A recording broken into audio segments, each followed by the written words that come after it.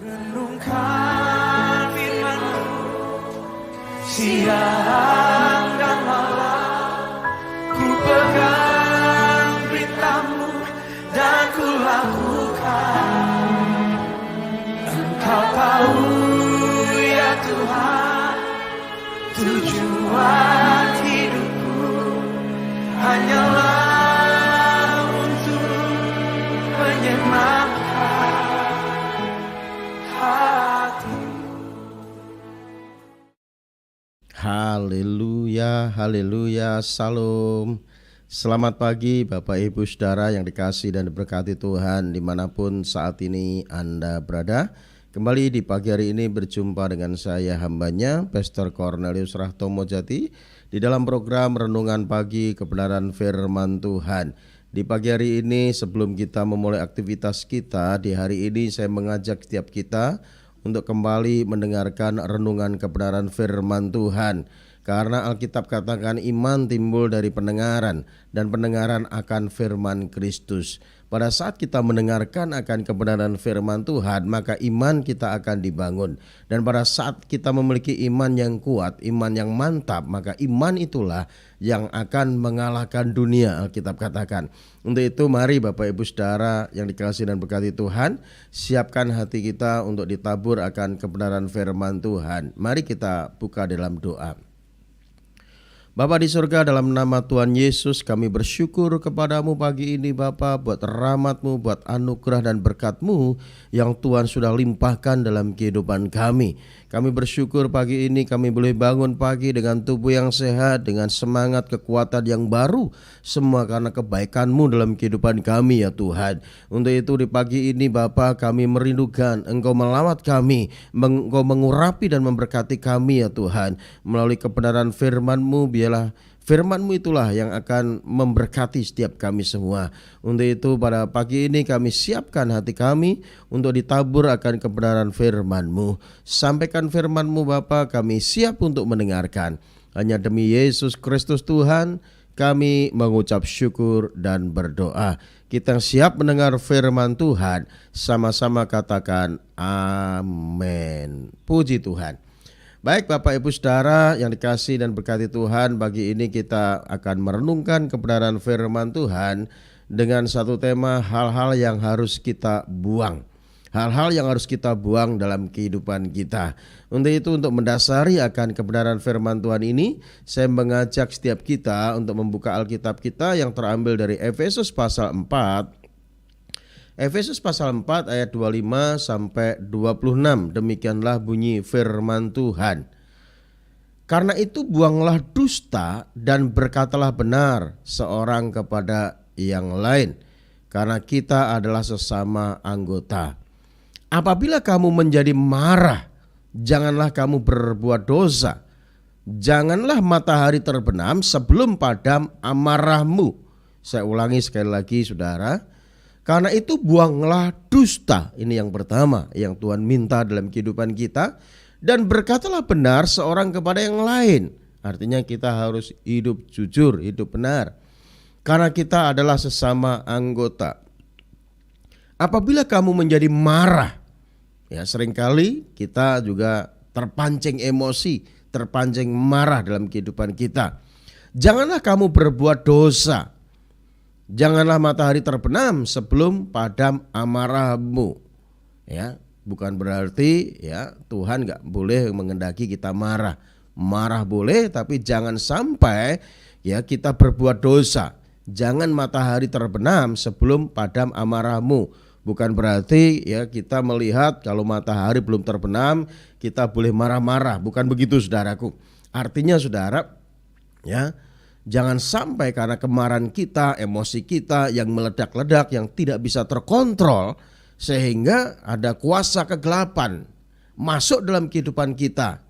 Istilahnya itu kalap gitu saudara ya. Karena orang marah, orang bisa melakukan segala hal. Bahkan kemarahan bisa menimbulkan ya hawa nafsu untuk apa? Untuk menghabisi orang lain juga saudara. Dan ini yang perlu kita waspadai dalam kehidupan kita sebagai umat Tuhan, orang yang percaya kepada Tuhan. Jadi kita harus membuang dua hal ini, yaitu dusta atau perkataan yang tidak benar. Yang kedua adalah kemarahan, saudara. Bapak Ibu saudara yang kasih Tuhan, dalam suratnya kepada jemaat di Efesus ini, Rasul Paulus mengingatkan tentang hal-hal yang harus kita buang dari kehidupan kita sebagai orang yang percaya, yang sudah saya sebutkan tadi, yaitu ada dua hal yang perlu kita buang dalam kehidupan kita. Yang pertama adalah dusta. Dusta ini harus kita buang dalam kehidupan kita, saudaraku. Ya, harus kita buang jauh-jauh dalam kehidupan kita. Namun seringkali kita mengabaikan, menyepelekan ya perkataan kita. Ya, walaupun itu ya perkataan dusta, seringkali ada orang-orang tertentu enak sekali mengucapkan itu, saudaraku. Jadi dusta yaitu perkataan dan perbuatan yang palsu, bohong, tidak benar, penuh tipu muslihat atau kecurangan. Sebagai pengikut Kristus, kita harus membuang jauh-jauh dusta ini dari kehidupan kita, saudara. Karena apa? Tuhan menghendaki kita untuk berkata benar dan berlaku benar, hidup sesuai dengan firman Tuhan. Dan itu yang Tuhan mau ya dari kehidupan kita, saudara. Jadi ketahuilah bahwa dusta adalah sesuatu yang bertentangan dengan kebenaran firman Tuhan. Dusta adalah pekerjaan iblis. Dan kita beberapa hari yang lalu kita sudah membahas tentang dusta ini. Jangan berbohong. Saya sudah bahas tentang jangan berbohong. Jadi dusta ini adalah pekerjaan iblis, saudara. Dan Alkitab katakan, iya, yaitu iblis itu adalah pembunuh manusia sejak semula. Dan tidak hidup di dalam kebenaran. Sebab di dalam dia tidak ada kebenaran. Apabila ia berkata dusta, ya, ia itu berkata atas kehendaknya sendiri. Sebab ia adalah pendusta dan bapa dari segala dusta. Jadi bapa dari segala dusta itu iblis. Untuk itu kita sebagai orang yang percaya kepada Tuhan, kita nggak boleh berdusta, saudara. Ya, tentunya kita tidak mau disebut kita anak-anak iblis karena kita sering berbohong atau berdusta. Nggak ada satu orang pun yang mau disebut sebagai anak-anak iblis, sekalipun kadang kelakuannya seperti iblis. Jadi Bapak Ibu saudara yang kasih Tuhan, kalau tidak mau disebut anak iblis, untuk itu berhentilah untuk berkata dusta, saudara.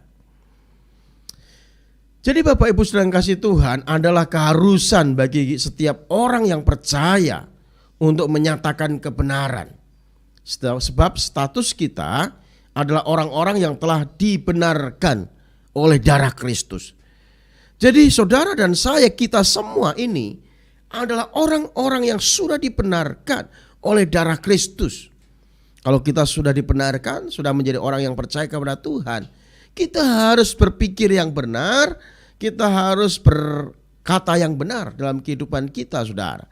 Dan kita harus memiliki tingkah laku yang benar. Kita gak boleh dusta, saudara. Kita harus buang dalam kehidupan kita jauh-jauh yang namanya dusta itu. Karena Alkitab dengan jelas dan dengan tegas mengatakan kita gak boleh berdusta. Karena itu buanglah dusta dan berkatalah benar seorang kepada yang lain. Karena kita adalah sesama anggota. Jadi Bapak Ibu sedang kasih Tuhan, supaya ya sesuatu itu enak, situasi enak, ya kita harus bisa berkata yang benar, saudara. Coba bayangkan kalau kita mungkin sering memfitnah orang, berkata tidak benar, maka kita menimbulkan ya perpecahan di antara anggota keluarga Kristus. Jadi kalau kita sudah menjadi anggota warga surga yang ditempatkan Tuhan di bumi, hidup kita harus benar. Katakan ya di atas ya, tidak di atas tidak. Karena Alkitab katakan selebihnya itu bukan dari Tuhan. Selebihnya semua dari setan. Kalau ya katakan ya, kalau tidak katakan tidak. Jadi kita gak boleh berdusta, saudara. Karena Tuhan melarang kita untuk ya berdusta. Ya, untuk berdusta kita nggak boleh berdusta. Ya, dusta itu ya nggak ada alasan. Dusta untuk kebaikan, bohong untuk kebaikan, atau memang berbohong asli berbohong, mau bohong untuk kebaikan ataupun memang berbohong, sama-sama dusta. Dan itu dosa, nggak boleh dilakukan sebagai orang yang percaya kepada Tuhan. Kalau berkata harus berkata benar, ya. Jangan kita berbohong kepada sesama kita, saudaraku. Kita harus jujur. Memang mungkin ada sesuatu yang membuat orang kecewa. Kita menjanjikan kepada orang, tapi kita belum bisa melaksanakan karena situasi kondisi. Ya, kita jangan juga langsung judge orang itu berdusta. Belum tentu, saudaraku. Memang orang itu mau melakukan apa yang dia sudah ucapkan, tapi memang belum mampu untuk dilakukan. Tapi dalam dirinya tidak ada niat untuk mendustai. Tetapi kalau ada orang, dia mengucapkan sesuatu, sebenarnya dia bisa lakukan tapi tidak lakukan, sehingga membuat orang kecewa, itu dusta namanya, saudara. Jadi kita sebagai orang yang percaya harus buang jauh-jauh yang namanya dusta atau berbohong ini. Karena ya, berdusta ini adalah pelanggaran terhadap 10 perintah Tuhan yang mengatakan jangan berdusta. Jadi sebagai orang percaya kita harus berani berkata jujur dalam kehidupan kita. Itu yang pertama. Lalu yang kedua yang perlu kita buang dalam kehidupan kita adalah apa? Yang kedua tadi ayat yang ke-26 katakan kemarahan atau marah. Apabila kamu menjadi marah, janganlah kamu berbuat dosa. Janganlah matahari terbenam sebelum padam amarahmu. Itu yang dikatakan Alkitab, saudara. Jadi seringkali kita menjumpai banyak orang Kristen gampang sekali marah. Emosinya meledak-ledak, sedikit-sedikit marah, sedikit-sedikit marah, sedikit-sedikit marah. Memang, saudara, Alkitab tidak pernah mencatat kita tidak boleh marah. Alkitab nggak pernah mencatat nggak boleh marah, enggak. Ya, kalau kita melihat Tuhan Yesus pun pernah marah. Ya, pada saat Tuhan Yesus ada di bait Allah, pada saat bait Allah itu dipergunakan untuk jual beli, ya, tukar menukar, ya, ada sarang penyamun dan sebagainya, Tuhan Yesus marah. Tuhan Yesus membalikkan semua meja-meja yang ada di sana yang buat jual beli, saudaraku. Ya, jadi marah boleh, tetapi marah-marah terus meledak-ledak tiap hari marah, inilah yang tidak boleh, saudara. Jadi ini bisa merugikan diri kita sendiri dan juga orang lain. Kalau kita sering marah tentunya ya tensi kita akan naik, saudaraku. Dan itu akan merugikan kesehatan kita. Dan orang yang mendengar juga tentunya tidak enak, saudaraku. Memang Alkitab tidak pernah mencatat kita tidak boleh marah. Tetapi apabila kamu menjadi marah, janganlah kamu berbuat dosa. Ini yang dikatakan Alkitab. Jangan matahari terbenam sebelum padam amarahmu, dan jangan beri kesempatan kepada iblis. Artinya, saudaraku, ya, kalau Alkitab katakan jangan sampai matahari terbenam amarahmu, belum selesai bukan berarti pada saat saudara marah melihat matahari masih ada, ya, matahari terbit sampai terbenam gitu ya, matahari masih ada sepanjang hari, bukan berarti sepanjang hari itu saudara boleh marah-marah terus. Artinya, saudaraku, jangan sampai matahari terbenam sebelum padam amarahmu. Artinya jangan sampai karena kemarahan kita ada kuasa kegelapan, ada roh jahat masuk dalam kehidupan kita, sehingga kita marah tidak terkontrol. Karena apa? Karena iblis sudah masuk dalam kehidupan kita, sehingga kita dikontrol oleh kemarahan itu, dikontrol oleh iblis, dikuasai oleh iblis. Sehingga kalau kita melihat, saudara, orang marah bisa melakukan segala macam hal, ya, bisa memaki, bisa membunuh orang lain, ya, karena kemarahan itu, saudara. Ini yang dimaksud firman Tuhan, apabila kamu menjadi marah, janganlah kamu berbuat dosa, janganlah matahari terbenam sebelum padam amarahmu. Artinya jangan sampai kuasa kegelapan menguasai hidup kita sehingga kita melakukan dosa. Jadi Bapak Ibu Saudara yang kasih Tuhan, mari kita harus bisa mengelola ya emosi kita, Saudara. Dan kemarahan itu tidak mungkin ya mendatangkan hal yang baik dalam kehidupan kita kalau kita tidak bisa mengendalikan dengan baik. Jadi kelolalah emosi kita dan kemarahan sebaik mungkin ya, sebab ya tidak ada sesuatu yang baik, maksudnya ya. Ya, enggak ada sesuatu yang baik yang kita bisa dapat kalau saudara marah, maki-maki orang, mengumpat orang, ya. Coba renungkan apa dampaknya dari orang itu. Justru orang itu malah sakit hati. Ya. Orang itu sakit hati, bukan berubah, tapi bisa sakit hati. Kalau kita mau mengubah orang, ya, tidak harus dengan kemarahan, tapi dengan kasih. Orang bisa malah berubah, saudaraku. Ya. Saudara sudah dijahati, tapi saudara malah balas dengan kasih. Orang itu akan berpikir, kok saya sudah berbuat jahat kepada dia ya, tapi dia gak membalas dengan kemarahan, dia tidak membalas dengan kejahatan. Dia berpikir malah orang ini sadar dan bertobat. Itu yang bisa merubah orang, saudaraku.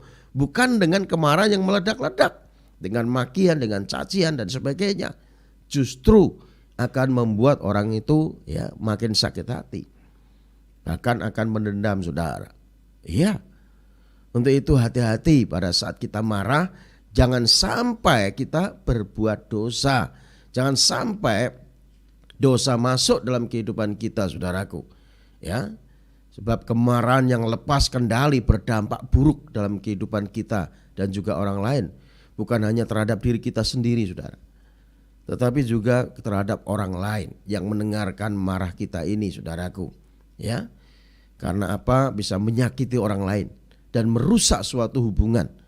Ya, hubungan suami istri, hubungan orang tua, hubungan anak, hubungan teman dan sebagainya, saudara. Bisa merusak hubungan kita kalau kita tidak bisa mengendalikan emosi kita, kalau kita tidak bisa mengontrol, memanage kejiwaan kita, ya, kita marah terus dalam kehidupan kita, saudaraku. Untuk itu kita harus buang dalam kehidupan kita kemarahan kita ini, saudara.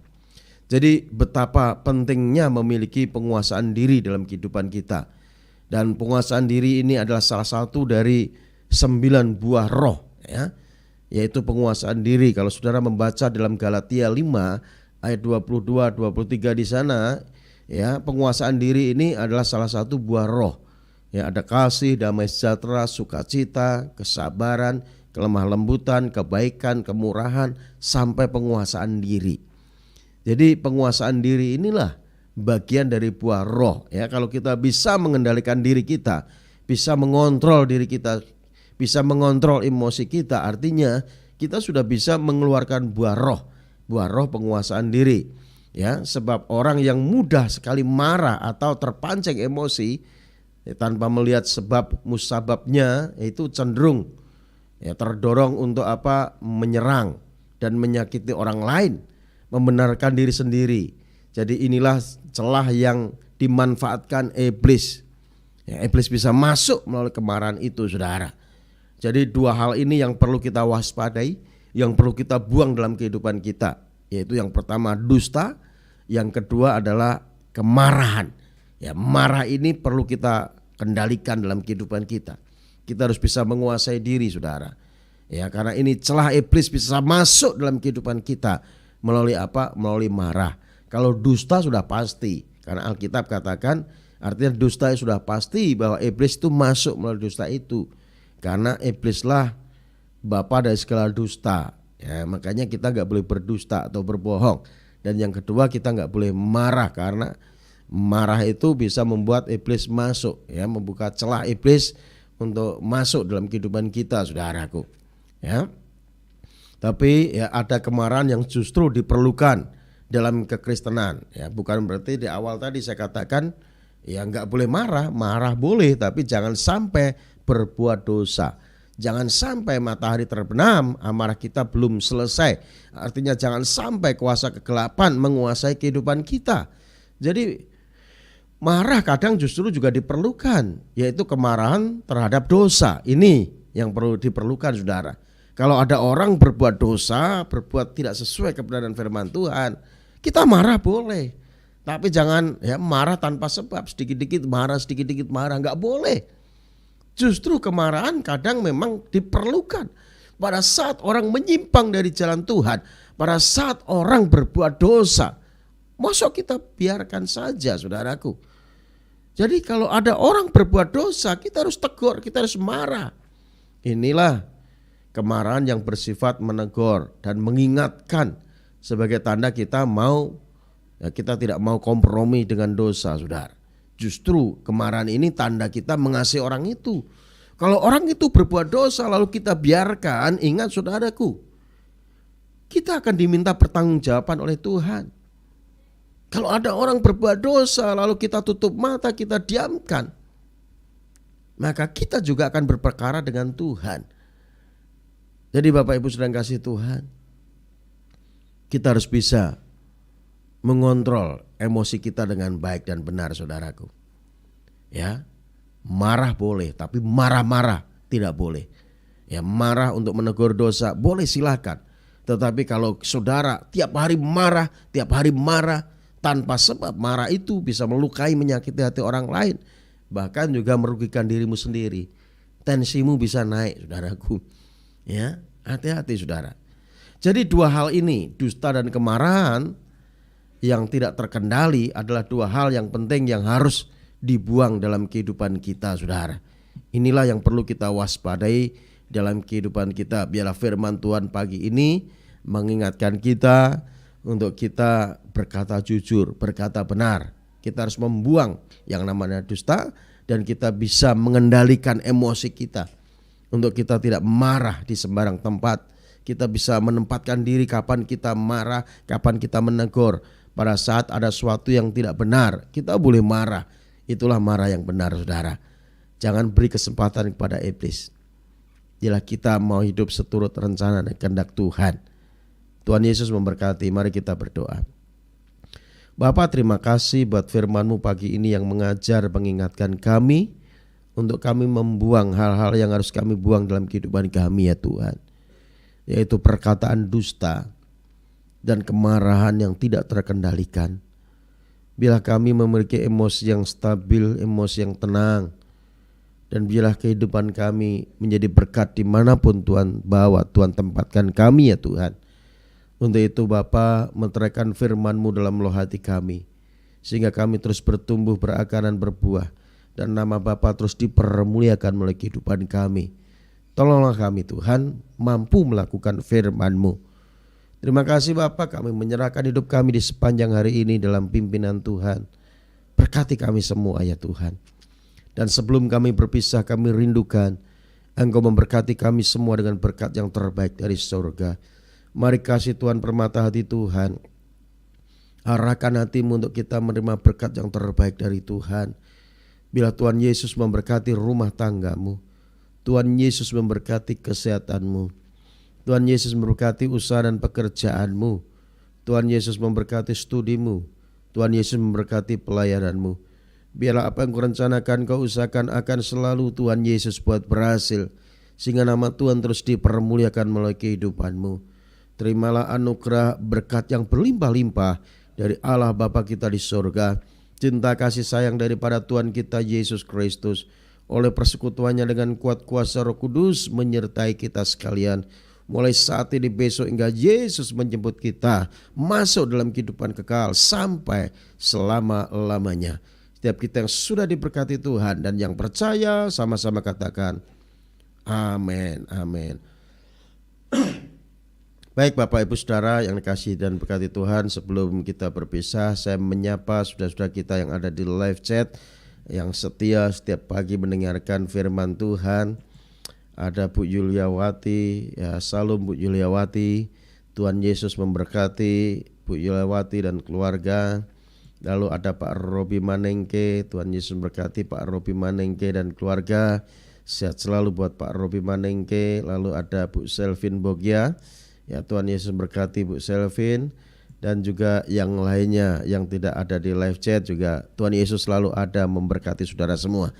Baik Bapak Ibu Saudara yang kasih Tuhan, pada akhirnya saya hambanya Pastor Cornelius Rahtomo Jati undur diri dari hadapan saudara, dan doa saya buat saudara semua tetap sehat selalu, tetap ada di dalam berkat-berkat Tuhan. Tuhan Yesus berkati kita semua. Shalom.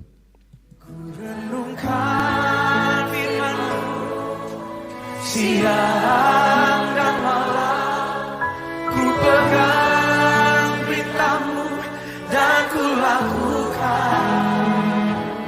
Engkau tahu ya Tuhan, tujuan hidupku hanyalah